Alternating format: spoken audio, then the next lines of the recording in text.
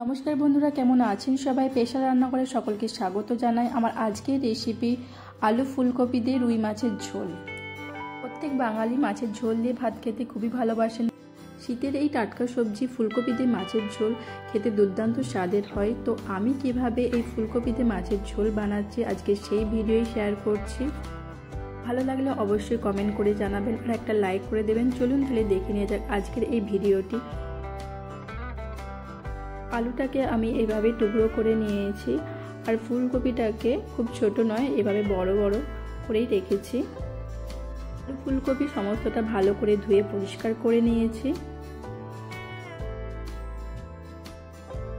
আর আলু আর ফুলকপির মধ্যে লবণ দিয়ে ভালো করে মাখিয়ে নিয়েছি। আমি এখানে 2 পিস মাছ নিয়েছি, একটা চাকা আর একটা লেজা। লেজা খেতে আমার খুবই ভালো লাগে। তো আমি এখানে 2 পিস মাছ নিয়ে এর মধ্যে লবণ আর হলুদ দিয়ে ভালোভাবে মাখিয়ে নেব।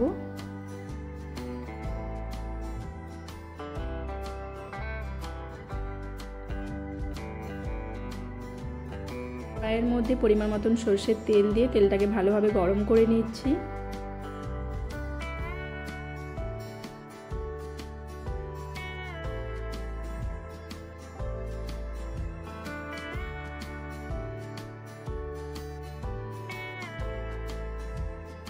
তেলটা ভালোভাবে গরম হয়ে গেছে। এরপর এর মধ্যে মাছের পিসটাকে দিয়ে দেব।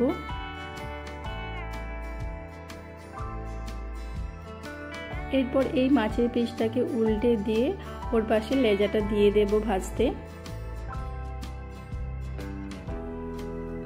2 পিসই ভালোভাবে উল্টে পাল্টে একটু লাল করে ভেজে নেব।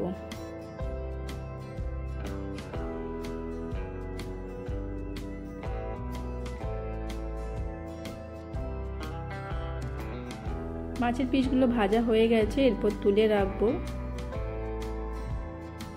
তেলের মধ্যে আলুর টুকরোগুলোকে দিয়ে হালকা লাল করে ভেজে নেব।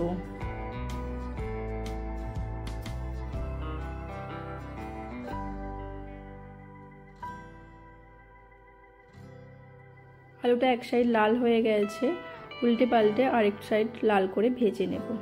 আলুটা ভালো করে ভাজা হয়ে গেছে, এবার তুলে নেব। এরপর ফুলকপিটাকে তেলের মধ্যে দিয়ে হালকা করে ভেজে নেব।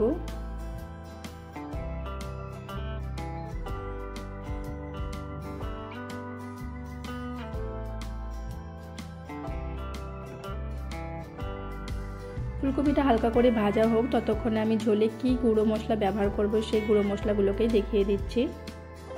এখানে নিয়েছি ধনে গুঁড়ো, জিরে গুঁড়ো, কাশ্মীরি লঙ্কা গুঁড়ো, ঝাল লঙ্কা গুঁড়ো, হলুদ গুঁড়ো, লবণ স্বাদ মতো, চিনি, একটা তেজপাতা আর একটা শুকনো লঙ্কা। নিয়েছি একটা মিডিয়াম সাইজের পেঁয়াজ কোচানো, আর এর মধ্যে আছে আদা, রসুন আর টমেটো একসাথে আমি এটাকে পেস্ট করে নিয়েছি।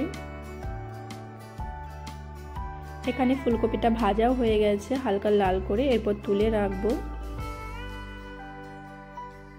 আবারও কড়াইয়ের মধ্যে অল্প তেল দিয়ে তেলটাকে গরম করে নিয়ে ওর মধ্যে দিয়ে দেব তেজপাতা, একটা শুকনো লঙ্কা, হালকা একটু নেড়ে চেড়ে নিয়ে ওর মধ্যে দিয়ে দেব পেঁয়াজ কুচানো।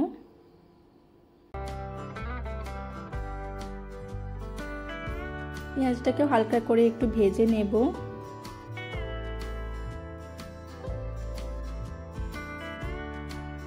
পেঁয়াজটা হালকা করে ভাজা হয়ে গেছে, এরপর এর মধ্যে দিয়ে দেব আদা, রসুন আর টমেটো পেস্ট দিয়ে আবার হালকা করে নেড়ে চেড়ে নেব।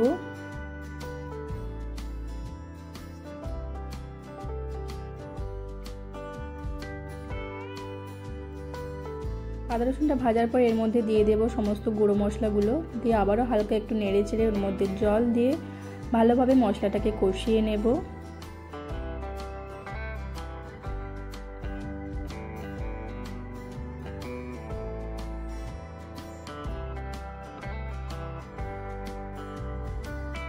মশলাটাকে ভালোভাবে কষিয়ে নিতে হবে যাতে মশলার কাঁচা গন্ধ না থাকে।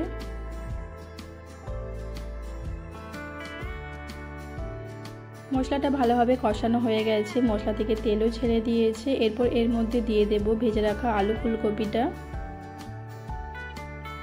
দিয়ে ভালো করে সমস্ত মশলার সাথে আলু ফুলকপিটাকে মিশিয়ে নেব।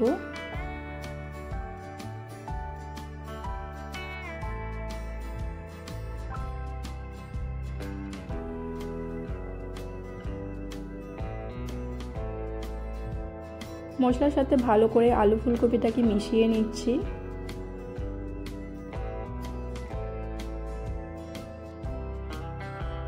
তারপর এর মধ্যে পরিমাণ মতন জল দিয়ে দিলাম, দিয়ে ভালো করে সমস্তটাকে মিশিয়ে নেব।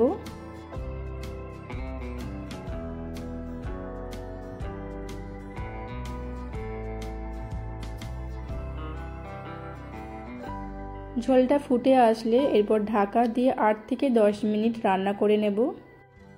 10 মিনিট পর ঢাকনা খুলে নিয়েছি, দেখে নিচ্ছি আলুটা সেদ্ধ হয়েছে কিনা। আলুটা সেদ্ধ হয়ে গেছে, আর একটু হালকা সেদ্ধ হবে। এরপর এর মধ্যে দিয়ে দেব মাছের পিস দুটো।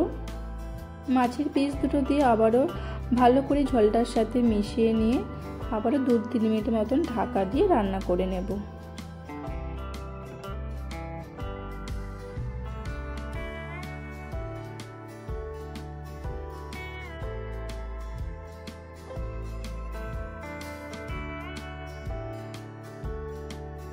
তিন মিনিট পর ঢাকনা খুলে নিয়েছি। আলু ফুলকপি খুব ভালোভাবে সেদ্ধ হয়ে গেছে। এরপর এর মধ্যে দিয়ে দেব ধনেপাতা কোচানো, দিয়ে আবার একটু হালকা করে নেড়ে চেড়ে নিচ্ছি।